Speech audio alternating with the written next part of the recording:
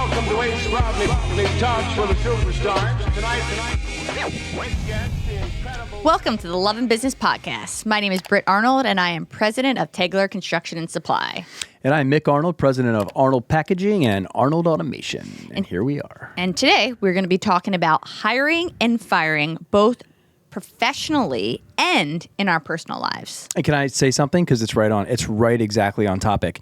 I look like a total mess today, hat, unshaven, barely showered. I was in there enough to knock any dirt that might have been on me because we are in the midst of a bit of a turnover wave. And when something awakens me, it's the first thing on my mind. And I was out of bed at 3:10 this morning just because it's all consuming when you have movement or turnover inside of your organization. That's one of the ways that it affects me. It affects my ability to sleep. Yes, and we are both in the middle of some turnover right now, so this is super relevant. I'd like to get into both the tactical and technical of our firing and hiring processes, onboarding, if you will. I think that's a nicer way to say it. Yeah, I think I'm even going to wind it back a little bit further, just in how you get there. Yeah, I have 5 direct reports, and we're super close. I mean, we talk about our executive meetings here, but it's way more than that. I mean, we socialize together. We have a lot of events. I mean, being social is a big part of our company culture, and therefore we do that together. And you're as a leader, you're listening for signals, trying to assess and make sure that your teammates, all of them, but especially your directs, the one that you're closest with, are happy and in a good spot and fulfilled, and all of the words that you would fill in that makes them want to stay. Mm-hmm. And you get signals along the way where it could be as direct as one of your teammates saying, "Man, I'm really unhappy, pissed, don't like it," whatever those things are. And then I would say, in general, we talk it through and understand what that is. And I don't know, it doesn't matter what happens leading up to it. You're still never really ready. You just have this expectation that person is going to be there as part of your team because you're so ingrained. You get up every day, you go to battle every day, you truly care for the people that you work with at all levels, regardless of their juxtaposition to me in the org chart. I truly mean that. But certainly the ones that I work most closely with, the executive team, you're never ready for it no matter what. So the way the process starts, as I said, you're never ready, but now you're in a position where one of your very trusted advisors, because your executive team is a trusted advisor, again, regardless of org chart, and now you're being presented with a resignation letter. Mm-hmm. And it's usually on a Friday. I'm not sure why that is, but that's just how it happens. I'm not sure who decided to wreck weekends way back when they decided Friday was the clean cutoff.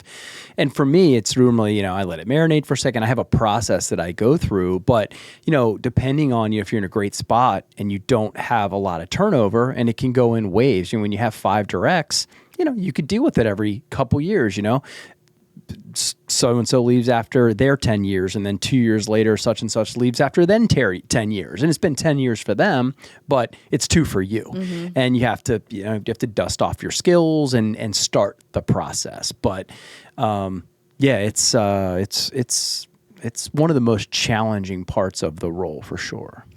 Yeah.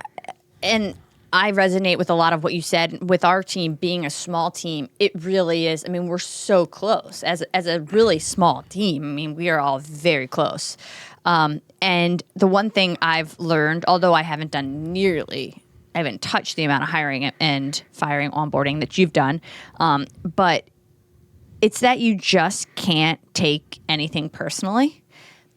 You're as the leader of the company. And I personally know how much you think about the quality of life for the people you work with. And we're always batting for what can we do? What can we tailor to every employee? How can we take care of them? We understand the massive responsibility to take care of the people that work with us and their families. And it's what keeps us up at night. And we're always thinking about it. So to have that much time and energy and just thought invested in people, something we think about constantly, and then to have somebody come and say, "I'm out," it's very easy to take that personally. Yeah, and I don't want to be here anymore. And that's so hard. Yeah. And then as we said, take it a step further with us. These are a lot of our friends, some of our closest friends. I mean, talk about, Paul, who just retired. It's like one of your closest friends and will be for life, Yep. And so it gets instrumentally harder, exponentially harder to disassociate like your personal feelings between that occurrence happening. And I think now I realize it just is what it is, and it's not personal, and you cannot run a business until you can come to terms with that. I think the initial experience is one of loss. Like that's literally the experience, right? And you have to go through that. You have to go through that loss moment. And I'm not, it's not a passing of somebody, but it is as it relates to the relationship. And then you have to stay there long enough to learn from it, right? You immediately have to shift gears into, okay, here's where we are. And now, how do I learn? What was it about the role that my valued teammate decided they didn't want to be part of? And listen, there's a thousand answers. It can be that an opportunity presented that they absolutely had to pursue. One of my favorite salespeople along the way, around COVID time, but nothing to do with it, had a chance to go work with his son in the security industry, Jerry Kovac. And 100% nothing we could have done. That was a once in a lifetime opportunity for him. And, we high-fived it out. And to this day, we're still tight. We're still super, super close. He's at our social events. So it can be something as simple as that, where short of this opportunity coming, I would never be anywhere else. But there's other situations where, we as an organization didn't do the correct job, right or wrong, at least the correct job for that person that allowed us to keep them as part of the team and continue on together. Sure. And my most recent was somebody that was moving, and then got another opportunity, moving back home, got another opportunity there. And something that I took a page out of your book. So learning, right? Learning. I don't know if there's anything we could have done differently, but particularly when you're leaving on good terms, like you did with Jerry and like I did with my last employee, take that opportunity to do what you call an exit interview. So we did that, and it was a standalone meeting. It was not mixed in with anything else. A standalone meeting dedicated 1 hour to what did you really like about while you were here? What didn't you like? What do you think we can improve on? And what are your ideas on how to improve on that? And we learned a lot. Like, we got some really good feedback. You take some of it you're going to throw out, some of it you're going to take in. But if you can have the opportunity to do that with people that are coming out of leaving your organization, especially on good terms, that are honest, going to give you honest feedback. I mean, at that point, they really have nothing to lose.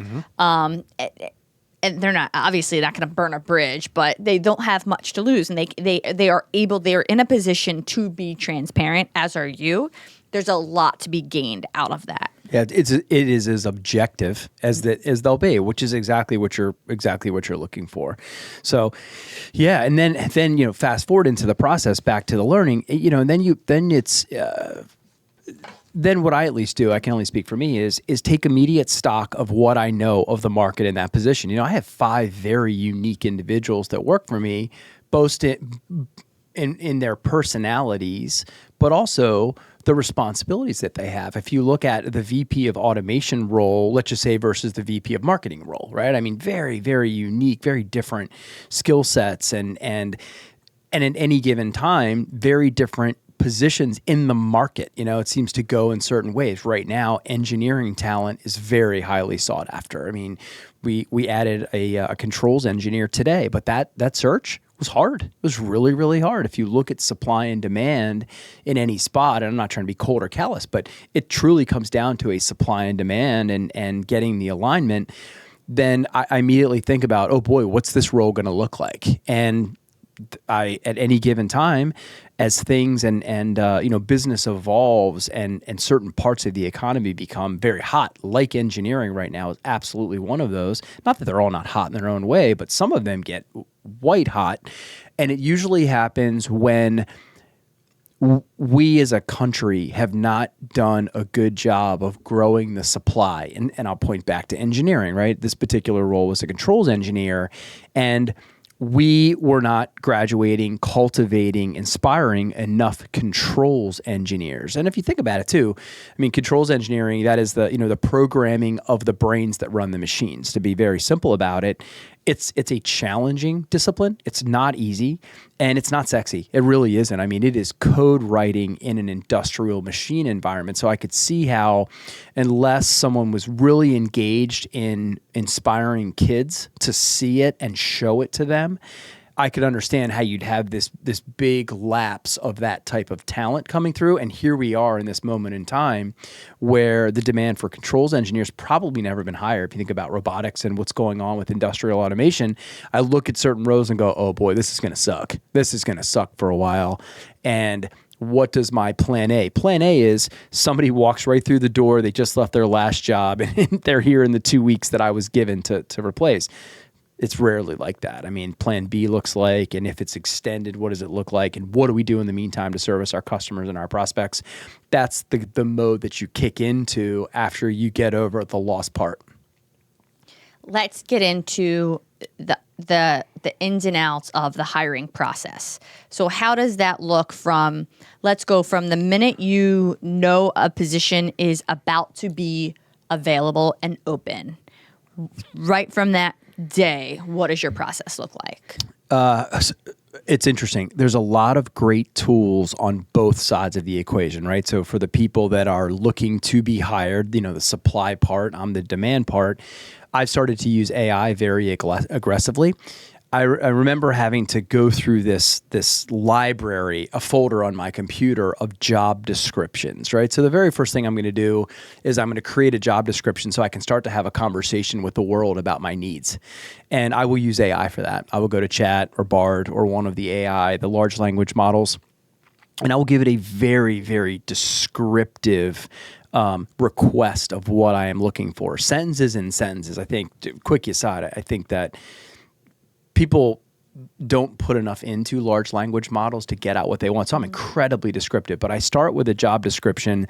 I let one of the AI models create it. And I will say if I give it great input, it's probably 90 or 95% of the way there. I have to tweak it or nuance it for our exact needs. But that's my first step in the process, is to create the first part of the communication, which is the description. This is the type of supply that I'm looking for. I'm gonna keep it super, really nutsy boltsy, right? Not to be, again, cold, but this is the type of supply that I'm looking for.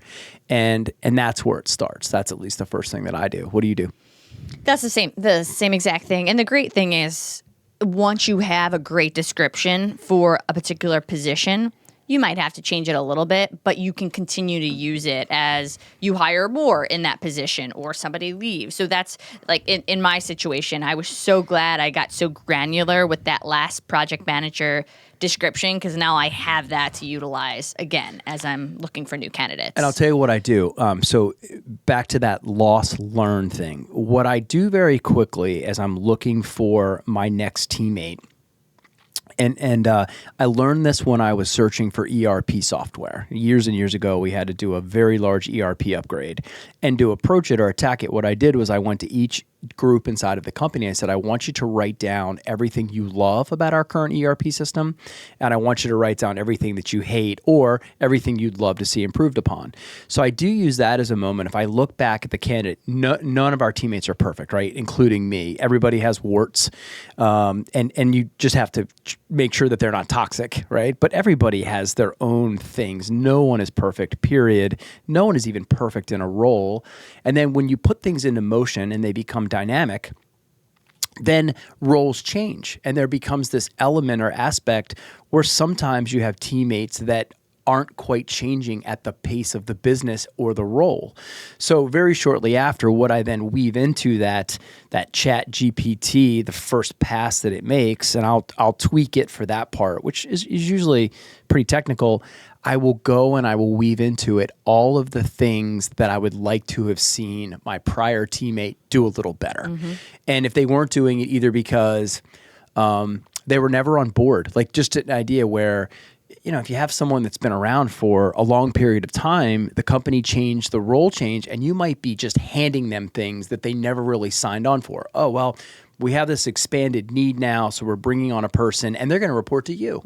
And you could be sitting there, someone that joined the company when it looked a lot different, and you think, yeah, you know what? I'm going to shake my head, but I'm not sure how much they're going to get out of me because I never really asked for that. So that's an example of something then that gets written into the new expectation. So that's the other part, is looking for some of those things, or when we go to the hiring process, talking to that person's direct and asking them the same question, doing it very carefully, nothing that sounds negative. What did you hate about John? It's nothing like that. It's, well, if we're going to be in transition and we have to transition, let's be as productive as we possibly can, and let's keep everything that we loved and worked, and let's set expectations for a new teammate around what we would like to have also gotten done prior to this. And that's the other big piece that ultimately builds out that job description, which becomes then your advertisement for the type of supply you're looking for. Okay, so start with the job description. You did a really nice job of explaining how you get there. What is your next move as far as what platforms you utilize to put that job description on? And is recruiting companies, recruiters, is that part of your process? Yeah, it depends. So the very first thing I do, and this is very, very job specific, my network, your network, right? I mean, we're very so fortunate to have vast, broad networks, but they're not infinitely broad. So depending on the role, I might have a lot of people to contact. Let's just say hypothetically it'd be for one of our operations jobs. I'm in that space. Like, that's what I do. So the first thing is, who do I know that might be able to introduce me to a candidate in a referral basis, right? So referrals are the absolute best. 100%. That's the best. So it would be reaching out to one of my trusted buddies. Hey, Joe, gonna be interviewing for a new operations, whatever.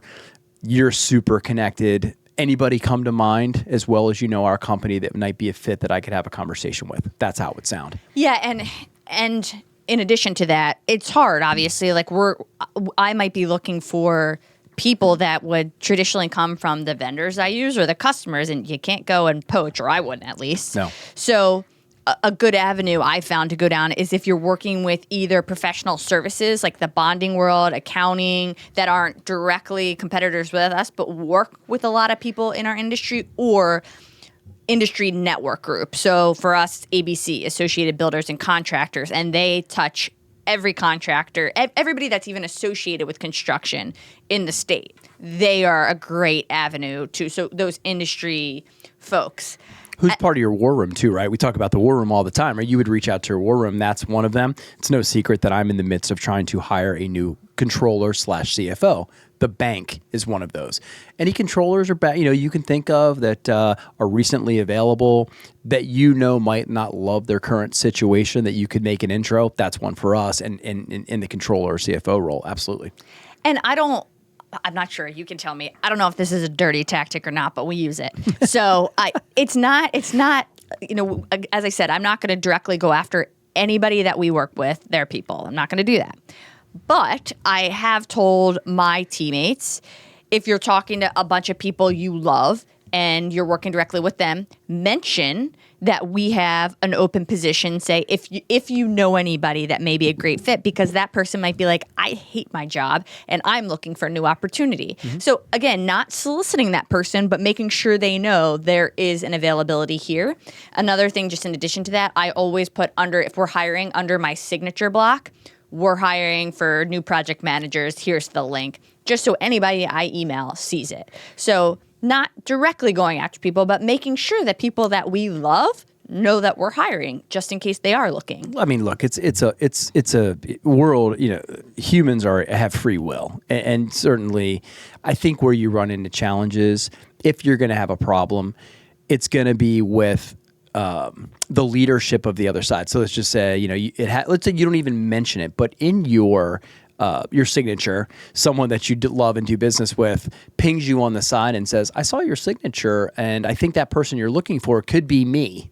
and you're going, oh Jesus, you work for monster contractor, and the revenue tied to it is, and you're going to give a lot of consideration. All right, who is that? What could it mean? And you're going to have to make a decision on whether that is someone that you feel like you're able to approach, and if it would be, what the ramifications of hiring them could be or could look like, and it's not easy, right? And that's where your big network is a blessing and a curse. Well, because you do know a lot of people. Yes, and I can tell you, if I had somebody that was coming to me that was part of a company where I was friends with the leader of the company, it's probably a no-go for me. Sure.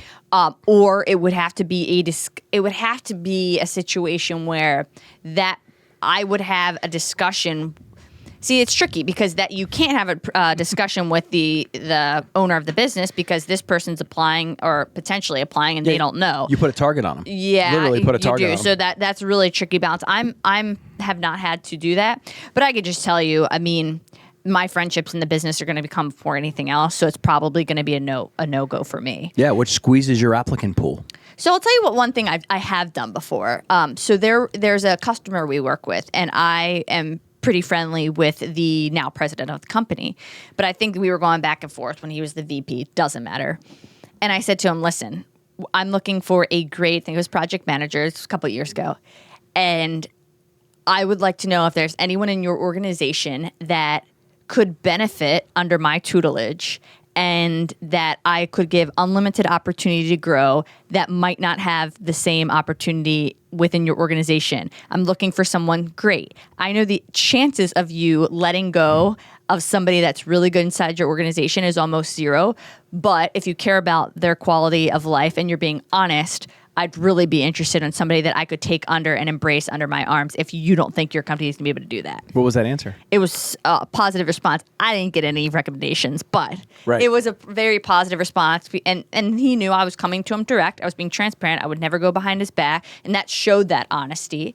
But I think if somebody came to me, because roles reversed and said that, and I knew there was somebody in my company that was great, that just there wasn't a growth opportunity, that wouldn't happen in my company because that's the most important thing. But if there were, I would think about it. I'm not sure. I would seriously think about it. Mm-hmm. I will never be in that position because I think growth opportunities are the most sought after thing for anybody that's inside an organization.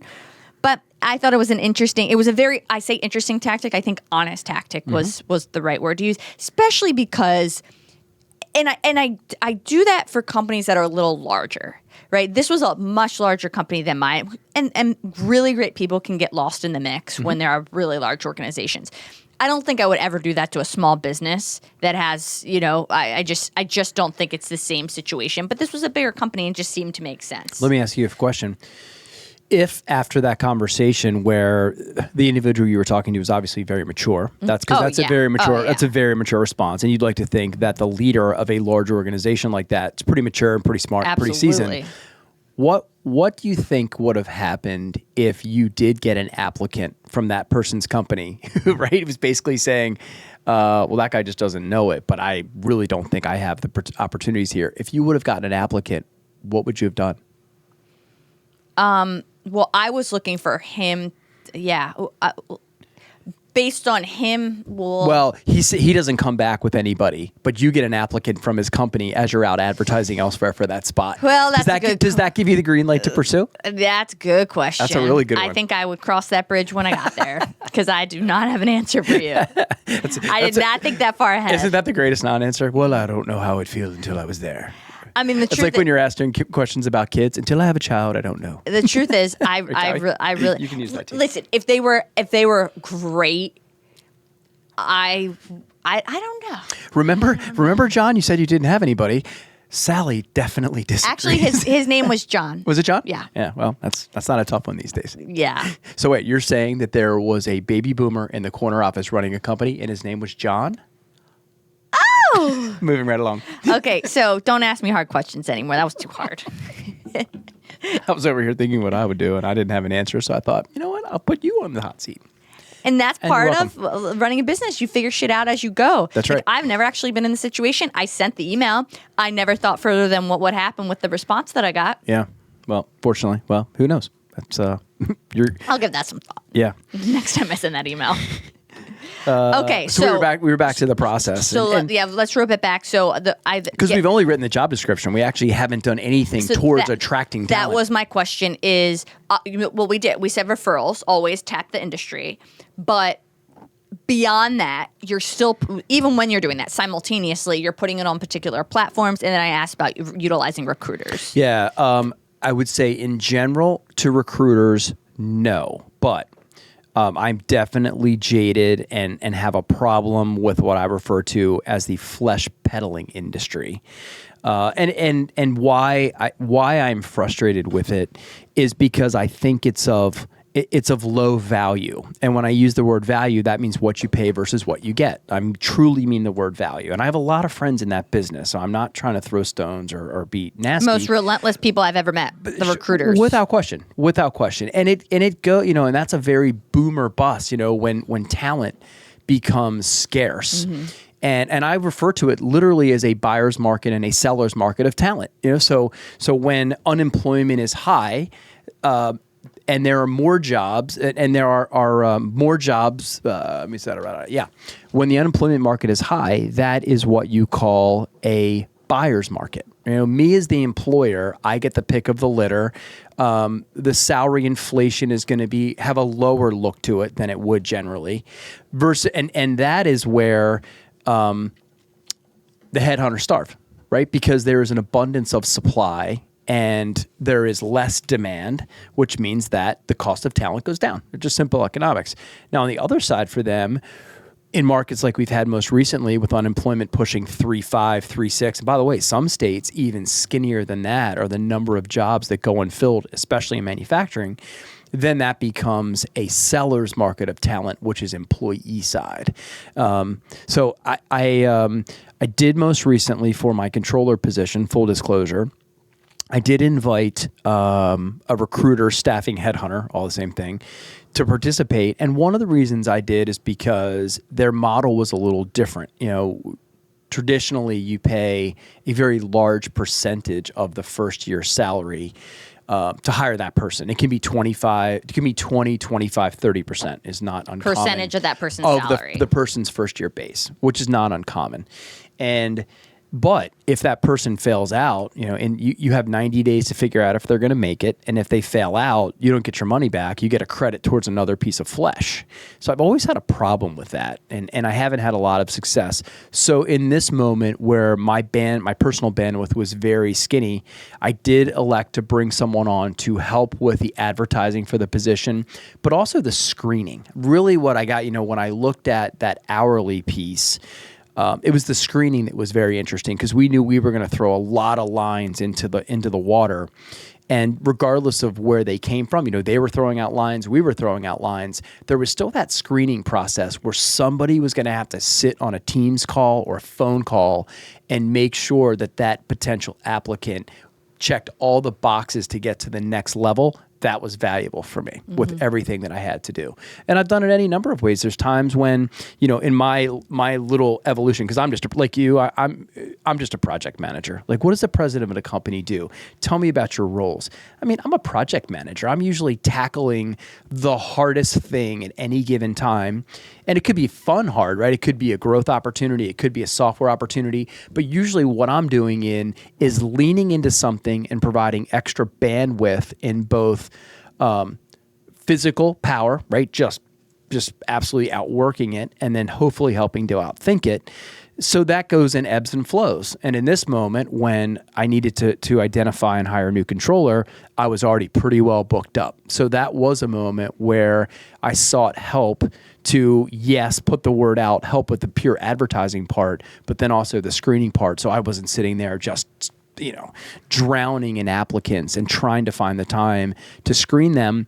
98%, I mean, that's the number that ultimately came back, the vast majority of whom were not going to be a fit. So I paid somebody less per hour to do that than I'm worth, and I did outsource that part this time, which is rare, but I did this time. Yeah, and I've never used a recruiting service, but it's interesting. Some of the tools now, for instance, we both use LinkedIn very heavily. Recruiter, they've added in features that do have some of the screening processes up front that include that in, which is nice. Like LinkedIn's done that. Are they qualified here? Are they qualified here? Are they qualified here? And then they split the candidates up into not a fit, maybe a fit if they got like, 2 out of 3 of the questions right, or definitely a fit. So that's great. So we have recruiters. We've obviously talked about LinkedIn. We utilize. You guys, and I have before too, utilize Indeed. Indeed, sure. What else? Any actual specific platforms? Indeed and Zip. Indeed and Zip. Which are very similar, right? Those are big aggregators of pushing out the messaging. And here's the big difference. I mean, if we're using Indeed, I will say that a lot of times you're getting candidates that are unemployed. And that is something, and listen, everybody comes on hard times. I mean, there's a reason why people find themselves unemployed. But I've also found that when you are throwing your hook into that water, there's a reason that any number of those candidates aren't employed too. Mm-hmm. So that's just something you have to go in eyes wide open. And then if you think about the LinkedIn tool, just these are lanes for me. I mean, I look at ZipRecruiter and Indeed over here in a lane. And if I'm thinking about the lane that is LinkedIn. Well, LinkedIn Recruiter. So yes. You can just do regular LinkedIn yes. where it's a job posting just like those. Yep. Although they do have the screening tool. I don't know if the other two do. But this is LinkedIn Recruiter paid for. Yes. System. Which is a hunter tool. Yeah, which is a hunter tool. It's a hunter tool. It's a stalking tool. But it's still your time That's that right. you invest into the hunting process. And here's the thing what I'm learning, there's only so much efficacy that any of this has for a long time. And so I'm in this and I'm doing it right now and I'm doing everything you say. I'm sorting it by keywords, CFO. I'm sorting it by controller. I'm sorting it geographically. We'd like to have them in this area. I'm clicking the box that says generally in office, right? I'm hitting the big ones that say, well, if you want a baby and I don't want a baby, then we probably shouldn't get together, mm-hmm. right? You're at least getting through some of that type of stuff. And then that'll bring it down to 280 candidates or something like that at least have a buzzword or a keyword or something in the right geography, and you both want kids. So then you're going to open to work, right? And that's someone that said, if you ping me, I'd considering it. I'm okay over here.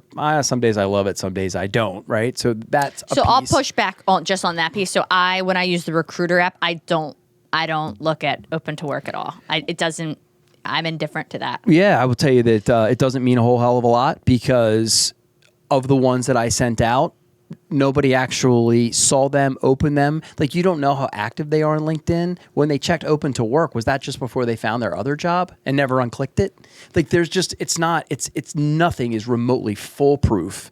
So you just have to go on eyes wide open. It's not some magic tool where you just, the perfect hire just drops into your lap. It's not how it works. No, 3 comments though on the LinkedIn Recruiter app, and I imagine there are other tools like this. But the one thing is the difference is so you're actively doing the hunting. You're not waiting for people to come to you. And that my last hire, Marie, that's how we got Marie, and it was such she's a great hire, and she had everything we were looking for. And I said, never again will I do it any other way, because you are in control at least of who the candidates are. Now, to add to your point of the challenges here, one thing Marie told me was she had to reread my message several times thinking it wasn't just spam and that's why a lot of people won't. They're like, well, the president of the company wouldn't possibly be reaching out to me.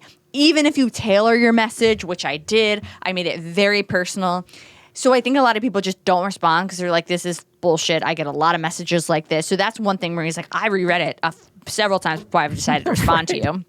And if you're getting ready to say this, I apologize. LinkedIn won't let you do anything else. So only let you stalk so much, right? Until they respond. It locks you out until they give you the green light. Right. Which is interesting too. It is. And then, oh gosh, that knocked me off. I'm so sorry. No, that's okay.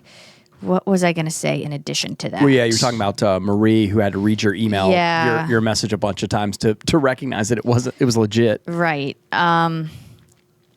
Man, I can't remember. I'm so sorry. No, that's okay. It'll hit you again, I promise. Yeah, so to reach out, they think it's spam, blah, blah, blah. We'll just go to the next step, which is where you start to formulate your candidate pool. Oh, I remember. Sorry, See? I do remember. I knew if I kept talking to you, you'd be back. Yeah, so one thing my VP and I have talked about is the interesting, the psychology of humans. So when you reach out to people that are very happy in the particular position they're in, it's really interesting to see them go through this like evolution in their head. Like, well, I'm really happy and I was never looking anywhere else, but this is a really good offer and they pursued me. And then like this, you see this like whole psychology change, which is why the open to work to me doesn't matter. Right. Because when somebody is being pursued, it changes their mindset of like, if they weren't, then they'd probably be happily in their position. But when they are, then all of a sudden things start to change and they formulate these ideas in their head and now like, well, maybe that could work. They consider new things. It's really interesting to see. And it wasn't just with Marie, with a lot of the other candidates we reached out to who were like, well, I wasn't looking, but now I'm interested in what you have to say. Well, exactly what you say too is this idea that because they don't have open to, because I would imagine, if I did fall into a trap, the trap of open to work could have them being pummeled by a lot of potential people, right? True. So those people that have the open to work flag up, does that mean that they're getting bombed more? And the ones that don't, an occasional comes, they're like, that's interesting. I didn't even consider that, right? And then they do a little research and they jump down your rabbit hole for a second, website. I mean, you don't have to Google your name to know exactly who you are. You watch 43 episodes of a podcast, for example. You know exactly what you're getting yourself into. Yes. So I do want to touch on what you are specifically looking for when you've identified candidates, they've responded, and you get into the interview process. But before we do that, really quickly, just a couple of very quick hit questions. When you have your job description up, everything on the platforms, you're reaching out to people, are you listing things like salary or range? Yes. Are you listing potential for bonuses? Like that financial piece, because I find that's a tricky. Some people are like, not going to mention it. That's not going to be part of the initial discussion. Others are like, it's going to be part of my initial description right up front. Because when you do that, you could knock out the possibility of getting certain candidates. Because for me, I've listed, I think every time I've listed a salary range, I rarely like, the final offer is not inside the range sometimes. So yeah, no, we do offer a range, but you're right. We do offer a range.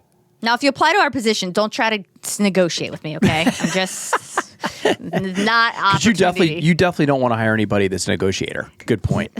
The salary range is there for a reason, people. Yes, and turn off your negotiation bullshit until you start working for me, then turn it back on. There we go. That's what we meant. So it's just about timing.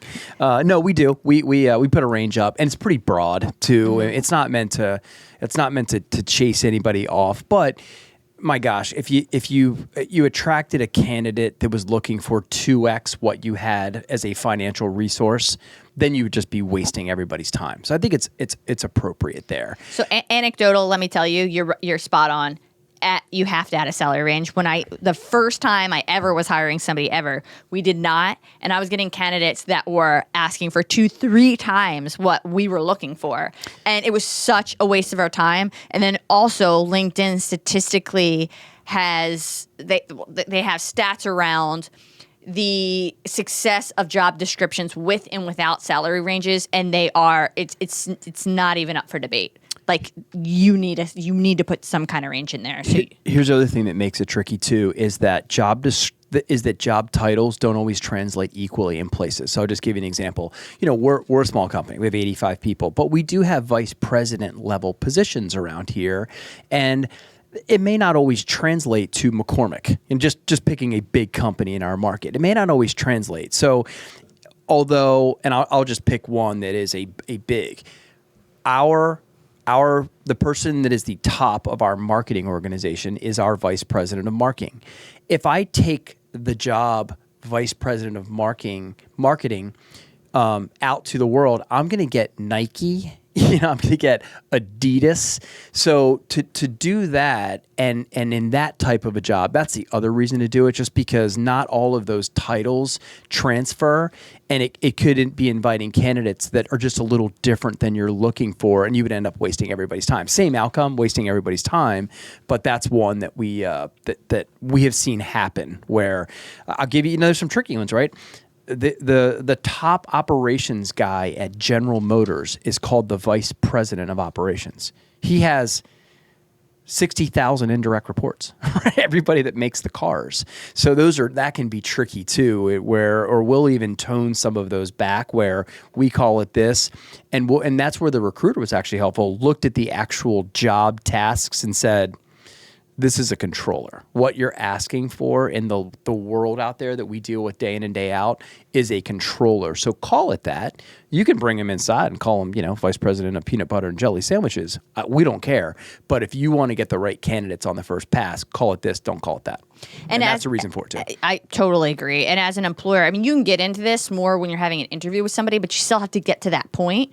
So if you are a small business and you are up against the big boys, the Nikes or the Under Armours of the world, if you're in that space, or for me, the big general contractor or the big supply houses that just have a location in every city. One thing on the job description, I definitely hone in on being a small business and the benefits of being a small business, like being able to get creative, being able to tailor certain things towards, I try to describe it the best way I can, but being able to tailor, being able to be creative, being able to all of these things that a small business can do that the big boys just can't do. Like you have to talk about why that's special. And in fact, one of the candidates are my lead candidate right now that I'm hoping works out.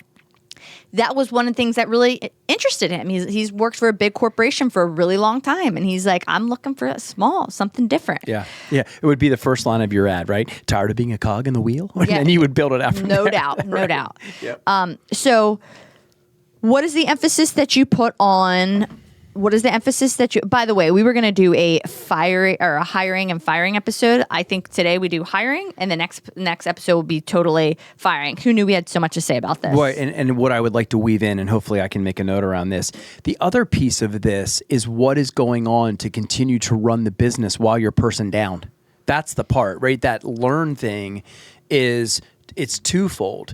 You're learning about what that next candidate should look like and what their skill set should be as you're wrapping expectations around it. But then, and you're doing it too, you step back into a project manager role while you're hiring. Yeah. And I have stepped back into a controller role, and I'm getting to watch things that I don't get to watch on a daily basis, like payroll. Sitting back, payroll always done flawlessly, everybody gets paid. Well, now there are some questions that are being asked to me and of me that I've never had to answer before. And then I always answer with a question. Well, I don't know enough about the process. Why are you asking me that? You're asking me a very specific question. And I'm trying to understand what the outcomes will be of answer A versus answer B. So I'm generally learning about it. So, you're basically doing a second job in the short term while you're also, so I'm going into it, but there's something to be done or talked about here as far as, well, meanwhile, back at the ranch, because the business has to go on, whatever functions that person is leaving, clearly they're important. They wouldn't have a VP of something or an executive something in front of it. Meanwhile, back at the ranch, I'd love to hear us talk about. Yeah, and we can get into that a little bit more next episode, but to yes and you, I am back in the trenches. And if you are somebody that's hiring and you're like, holy shit, this is hard. Yes, it's hard. Yes, you'll spend a lot more hours because you're hiring, and then you're also taking on more job tasks to cover for that open role or open roles, plural. Positive lining. You're going to learn a lot about your business. I'm so happy to be, part of me is sick happy to be back in the project management, more customer facing, more vendor facing. I enjoy it. I'm also seeing all the mistakes that were made that I didn't know about, which are just an opportunity to improve. But as I said to my team today, because we're all covering, not just me. Oh, yeah. Just understand that, because we're talking about, well, how are we going to bring in people, maybe greener folks, because you're looking at, well, this person's experienced, this person's not, what's the right hire? How are we going to bring on somebody greener if we have to spend so much time training?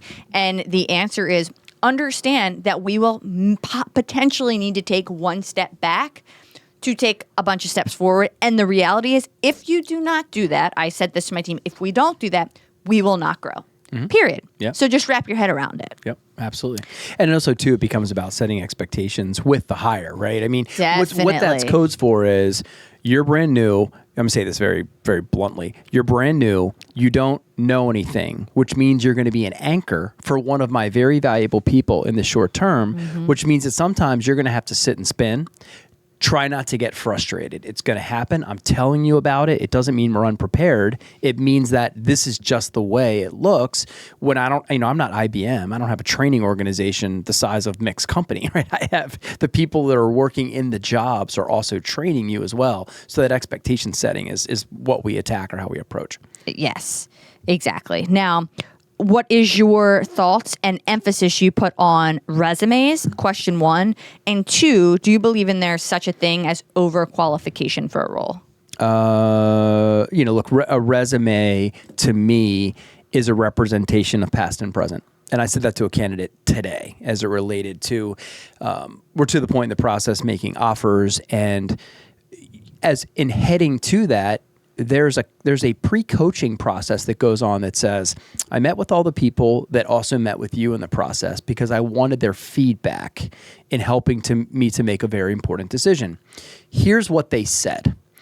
And, you're basically pointing out the warts to the person, on the person. And I mean, part of that is watching and seeing how they handle it, what they do with that. You're immediately testing them for coachability. It's a real-time test. They're not even working in the organization yet. And you're saying, look, you have some warts. We all do.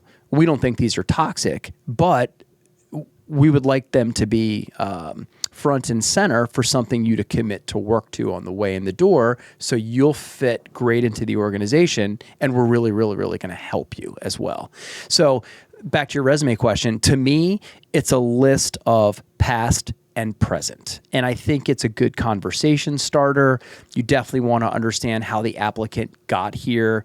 I would be picking out things that look relevant, that have a similar look to our business, but also different. Like I don't want to hire another first baseman. I want to hire someone that can bring things into the organization that we don't know. So there's that part of it, the past and the present piece. And obviously checking, and I think it depends too, how technical is the job? Controller, technical. VP of automation, technical. I mean, very nutsy boltsy. So that would have a little bit different sound maybe than some other positions that may not be, that have a, that very technical element to them. Yeah, I think the resume is fine. It's okay. It has literally not evolved in 1,000 years. It's a list of past and present, and you're trying to get through it and validate that the things on the past and present that were attractive are actually legitimate. And then I'm asking a lot of questions that says, here it says that XYZ company, you did this. How did you do it? And how did you measure it? And you're looking for the speed of answer, the accuracy of answer. Clearly, if it's something that they implemented, they should be all over it. And then we, it should sound like that. I mean, and those are ways to just ferret out the bullshit if somebody embellished or they grabbed something that the team really did or their direct report really did, and they put it in there because it looked like it was going to be cool, but then they can't speak to it. And that's a dead giveaway. I agree. And I do the same. I use the resume as a foundation. I want to know that you've had some experience. I also, and we'll get into this a little bit more because the next question, which will be on a different episode, is what we are really looking for when we're in the interview process. But one of the things in a resume, I don't like to see somebody that's had a million different jobs. I'm not saying you've had to be at a business for 20 years. If I see that, I quite like that sometimes. But I like seeing somebody that's had a couple experiences at least. Like I like some experience, but also that somebody that's been loyal to a company and put some tenure in. It's not always going to be like that. It's not what all of our candidates look like. It's not black or white, but generally speaking, if I'm looking at resumes, that's attractive to me. As someone that's in the throes of the process right now, I will tell you that is changing. That there is at least in a lot of the resumes, and these seem like qualified people, right? But I would say that going forward, the world or leadership should be prepared to see many more jobs on a resume than we may have seen historically in 2 and 3 year increments. That is something I've absolutely experienced. I didn't really come across any what I would call lifers in this search. 6 years, 7 years, 10 years. I got a 20-year. That's long. Yeah, I mean that's incredibly long standing by today's standards, and that's something that's changing. And I will say too, COVID had an effect on that. There is that window that's coming through where so many people were disrupted, and you can see it on the front end or in the middle or on the back end. There's definitely movement in that 19 to 22, 2019 to 2022. There's some movement in there that I think that I know is unusual.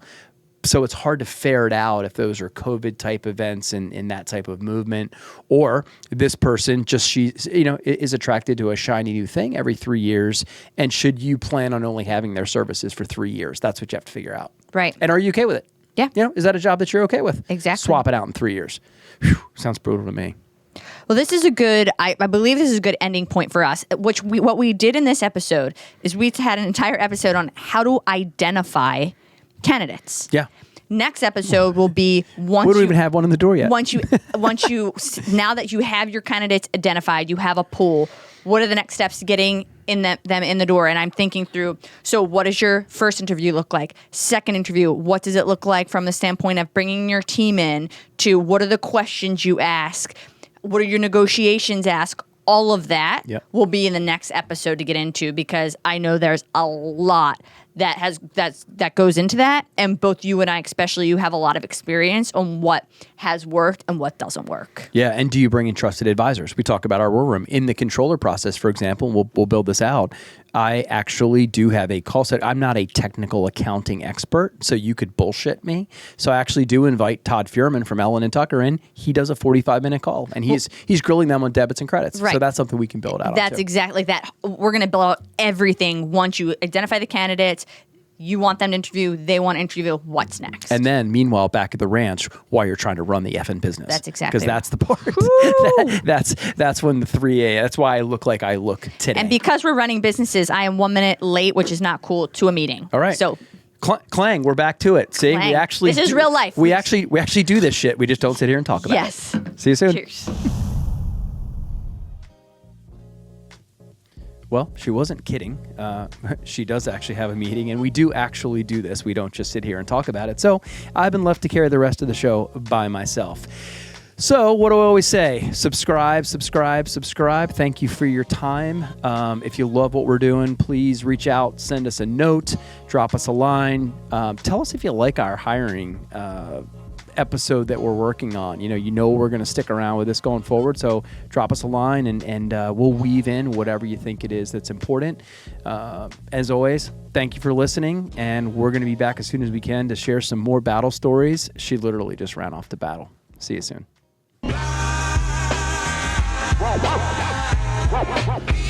Welcome to Ace Rodney Talks for the Superstars. Tonight, guest, the incredible